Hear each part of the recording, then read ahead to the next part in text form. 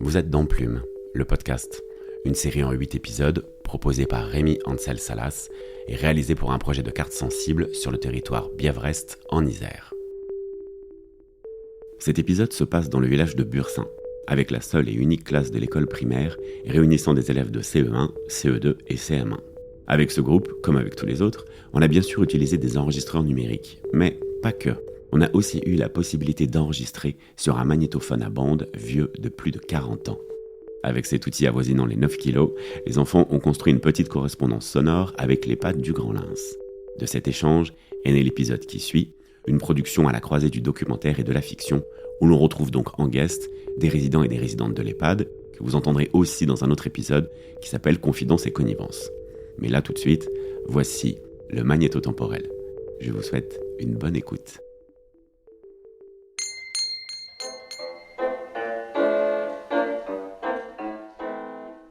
Bonjour, nous sommes les élèves de CE1, CE2, CM1 de Bursin. Nous sommes heureux de vous présenter cette docu-fiction, le magnétotemporel. Bonne écoute.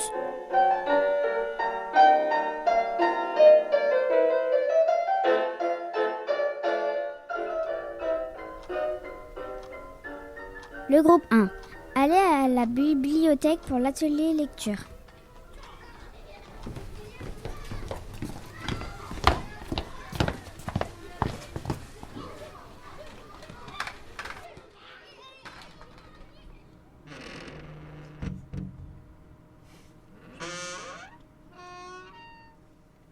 Venez voir les gars ce que j'ai trouvé. Non, c'est interdit de l'ouvrir, c'est le placard mystérieux.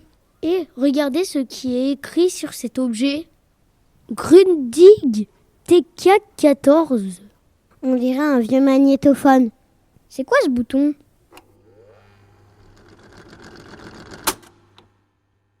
Qu'est-ce que le palais de l'escargot ? Est-ce que l'élevage d'escargots se fait vraiment dans un palais ? Parce qu'on n'est pas le palais des escargots. Non, mais c'est où le palais des escargots ? Vers l'église. C'est une ancienne école. Ça a été vendu et ils ont tout transformé en élevage, quoi. C'est très bon. Ah ben pour les faire dégorger, Jeûner les escargots. on les lavait bien puis on les faisait cuire. Avec de l'ail et du persil. Ah ouais. Et voilà.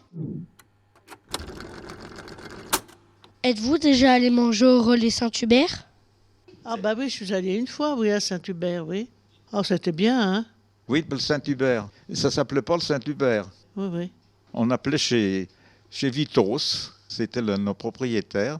Et c'est sa fille qui chantait, qui vient chanter encore à l'EHPAD ici.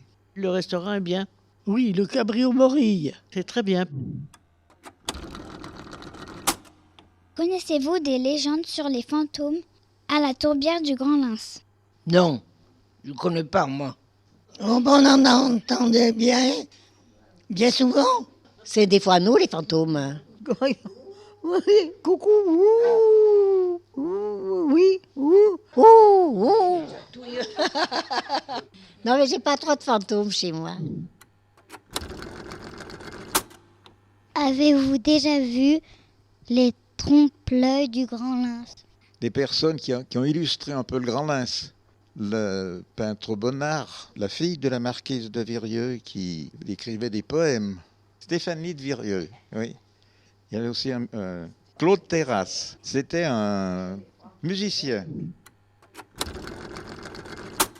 Qui est Notre-Dame de Milan ? Elle a été construite par deux anciens marins qui étaient en perdition. Et ils avaient fait le vœu de construire une chapelle, la chapelle de Milan, et un pèlerinage toutes les années, 8 septembre. Une chapelle dédiée à la Vierge Marie à la suite d'une guerre, mais je ne me souviens plus laquelle par contre. Il y a une légende là-dessus. On y allait tout le temps le 7 septembre. Voilà. C'était le week-end d'avant la foire de Broissant. Pourquoi la médiathèque du Grand Lens s'appelle la Fée Verte ? La fée verte était une liqueur de l'absinthe. Ça devait faire 70 ou 80 degrés, hein, l'absinthe. Après, ça a été interdit parce que il paraît que ça rendrait un peu fou. Et c'était fait par la distillerie Il y avait du truc et... attendez, l'autre c'était Brocky. Voilà. Mais moi, je ne bois pas de l'alcool. J'en bois pas, moi. Jamais. Comment était l'école de Bursin autrefois? Les écoles, c'était bien, c'était des petits bureaux. Mais ce qu'il y a, il fallait porter un peu de la cire pour les nettoyer, nous. C'est nous qui on les nettoyait. Le lundi matin, il y avait la leçon de morale. Puis attention, il fallait savoir ce que ça voulait dire et tout. Hein. La maîtresse, elle nous questionnait pour savoir.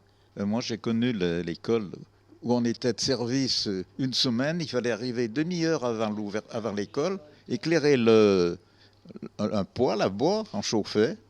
Le renard et le corbeau. Un corbeau penché sur son arbre perché tenait dans son bac un fromage. Votre renard, par l'odeur alléchée, lui tâte à peu près ce langage. Que vous êtes beau. À ces mots, il se sentit plein d'éloges. Il lâcha sa proie. Et puis, il y a la morale. On changeait de place avec ma sœur. La maîtresse ne reconnaissait pas. Elle s'appelait Gentille. Elle était très gentille, mais un peu âgée. Alors, elle ne reconnaissait pas. On était jumelles. On se ressemblait. Et chacune récitait des fois 2 fois la même leçon. Et il y avait un instituteur très sévère. On avait des ardoises avec un cadre en bois. Il avait pris l'ardoise, il l'avait tapé.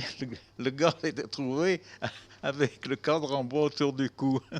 Et le gamin lui disait « Monsieur, tapez-moi, tapez-moi, mais ne le dites pas à mon père. » Le crier était dans le bureau. Ouais. On écrivait à la plume à ce moment-là. Pas des stylos bics. C'était pas des stylos bics. Et on avait la plume sergent-major, là. On trempait dans l'encrier et on écrivait comme ça. On faisait les titres de chansons, tout. Ah ouais.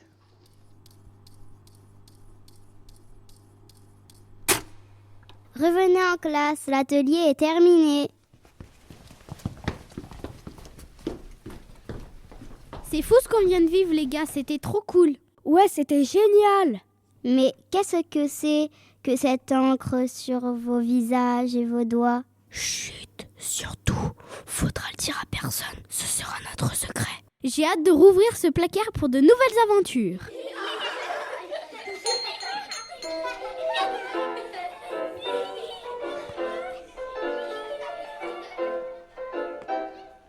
C'était le magnéto temporel. Merci à Sabine qui a retrouvé son enfance dans cette école. Et à la médiathèque La Fée Verte à consommer sans modération. Merci à la maîtresse au chocolat. Olé! Merci à Rémi et sa portière à refaire. À Sophie et ses lunettes roses à ses bonnes idées. Enfin, un immense merci aux résidentes et aux résidents de l'EHPAD du Grand Lens pour leurs belles anecdotes.